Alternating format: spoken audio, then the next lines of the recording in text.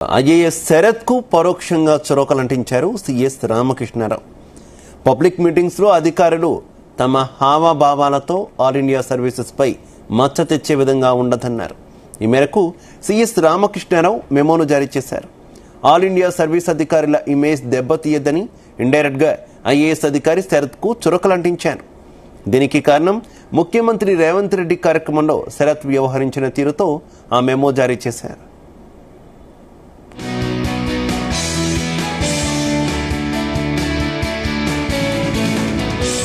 ఇదే విషయానికి సంబంధించి మరింత సమాచారం మా కరెస్పాండెంట్ శ్రీచరణ్ అందిస్తారు. శ్రీచరణ్. శివ, నిన్న నాగర్ కర్నూలులో ఒక పబ్లిక్ మీటింగ్ బహిరంగ సభలో ముఖ్యమంత్రి రేవంత్ రెడ్డి అధికారులందరూ కూడా పాల్గొన్నారు. అయితే నిన్న నాగర్ కర్నూలులో జరిగిన బహిరంగ సభలో ఐఏఎస్ శరత్ వ్యవహరించిన హఠాత్ పరిణామంపై ముఖ్యమంత్రి రేవంత్ రెడ్డి చాలా సీరియస్ అయ్యారనేది కూడా మనకు తెలుస్తోంది. తీవ్ర ఆగ్రహం వెలుబుచ్చారనేది కూడా తెలుస్తోంది. Of the record CM Revanth ముఖ్యమంత్రి కాళ్లు మొక్కడం ఒక ఐఏఎస్ అధికారి ఏంటి అంటూ కూడా సీఎం తీవ్రంగా అభ్యంతరం కూడా చెప్పారని, గతంలో కూడా ఐఏఎస్ లో ప్రజాప్రతినిధులు కాళ్ల మొక్కడానికి కూడా తీవ్రంగా తప్పుపట్టారు ముఖ్యమంత్రి రేవంత్ రెడ్డి. అప్పట్లో అపోజిషన్ లీడర్ గా ఉన్నప్పుడు కూడా తప్పుపట్టారు. అయితే అప్పట్లో కూడా మాజీ ముఖ్యమంత్రి కేసీఆర్ ఉన్నప్పుడు సిద్దిపేట కలెక్టర్ గా బాధ్యతలు తీసుకున్న వెంకట్రామరెడ్డి కూడా అప్పటికి ముఖ్యమంత్రి కేసీఆర్ కి పాదాభివందనం చేయడం కూడా అప్పట్లో సంచలనాత్మకమైంది. ఐఏఎస్ అధికారులు పాలిటీషియన్ల కాళ్లు పట్టుకోవడం ఏంటి అనేది కూడా అప్పట్లో విపరీతమైన విస్తృత స్థాయిలో కూడా చర్చ జరిగింది. అయితే ప్రస్తుతం ఏంటంటే ఈ ప్రభుత్వంలో ఐఏఎస్ అధికారులందరికీ కూడా చీఫ్ సెక్రటరీ రామకృష్ణారావు ఒక సర్క్యులర్, ఒక మెమో కూడా జారీ చేశారు. ఇండైరెక్ట్ గా చెప్పాలి అంటే ప్రభుత్వం చాలా తీవ్ర ఆగ్రహం వ్యక్తం చేసిందనే చెప్పాలి. ఇండైరెక్ట్ గా అధికారులందరికీ కూడా వార్నింగ్ ఇచ్చారనే చెప్పాలి. ఎందుకంటే ఈ వివాదాస్పదమైన ఐఏఎస్ శరత్ తీరు అధికారులందరికీ కూడా మార్గదర్శకాలు జారీ చేశారని చెప్పాలి. అయితే దాంట్లో పలు కీలక సర్కులర్ లో సూచనలు కూడా చేశారు. ప్రజా సమావేశాల్లో, పబ్లిక్ మీటింగ్స్ లో కానీ, గ్యాదరింగ్స్ లో, ప్రభుత్వ సమావేశాల్లో ఎవరు అనుచితంగా ప్రవర్తించవద్దని స్పష్టం చేశారు. ఎవరైనా నిబంధనలకు విరుద్ధంగా ప్రవర్తిస్తే చర్యలు తీసుకుంటామని కూడా హెచ్చరించారు.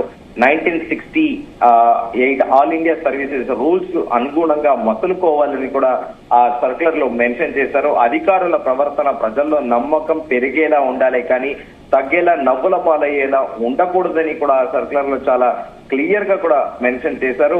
సో ప్రస్తుతము ఇదంతా కూడా కాస్త వివాదాస్పదంగా మారింది. ఎందుకంటే ఐఏఎస్ స్థాయి అధికారి ముఖ్యమంత్రికి పాదాభివందనం చేయడం ఏంటి అనేది కూడా చర్చనీయాంశంగా మారింది. సో దీంతో ఇప్పటికి ఈ మెమో సర్క్యులర్ ఏదైతే జారీ చేయడం కూడా రాష్ట్ర వ్యాప్తంగా సర్వత్రా చర్చనీయాంశంగా మారింది. ఎందుకంటే ఐఏఎస్ అధికారులందరూ కూడా అంటే ఒక రోల్ మోడల్ గా చాలా మంది యువతకి దేశంలో ఇప్పుడున్న గడిచిన 10-12 సంవత్సరాలుగా కూడా సౌత్ ఇండియా, ఎస్పెషల్లీ దక్షిణ భారతదేశం నుండి ఎక్కువ మంది ఐఏఎస్ లో, ఐపీఎస్ లో, ఐఎఫ్ఎస్ లో కూడా అవుతున్నారు. యూత్ అందరూ కూడా ఐఏఎస్ కావాలి, లేకపోతే ఐపీఎస్ కావాలి, ఒక రోల్ మోడల్ గా ఉండాలని కూడా కోరుకుంటున్నారు. ఈ నేపథ్యంలో ఒక ఐఏఎస్ అధికారి ముఖ్యమంత్రికి పాదాభివందనం చేయడం ఏంటా అనేది కూడా చాలా తీవ్ర ఆగ్రహం కూడా వెలుబుచ్చింది ప్రభుత్వము. అయితే ముఖ్యమంత్రి రేవంత్ రెడ్డి కూడా నిన్న ఫోన్ చేసి సదరు అధికారి పైన చాలా సీరియస్ అయినట్టు కూడా ఆఫ్ ద రికార్డ్ ఒక స్పెక్యులేటివ్ గా. అయితే శ్రీచరణ్, ఇప్పటికే పబ్లిక్ లో అధికారుల పట్ల చులకన భావం, పలుచన భావం ఏర్పడుతున్నటువంటి సిచ్యువేషన్ మనం చూస్తున్నాం. ప్రభుత్వాలు, ఏ ప్రభుత్వం వస్తే ఆ ప్రభుత్వానికి కొమ్ము కాసే విధంగా వారి వ్యవహార శైలి ఉంటుందంటూ కూడా ప్రజలు నిట్టూరుస్తున్నటువంటి పరిస్థితి కదా. ప్రస్తుతం ఈ రకంగా కాలు మొక్కడం లాంటివి మరింతగా ప్రజల్లో పలుచన చేసే చర్యలే అనుకోవచ్చా? అలాగే ముఖ్యమంత్రి కూడా సరైన విధంగానే స్పందించారనుకోవచ్చా?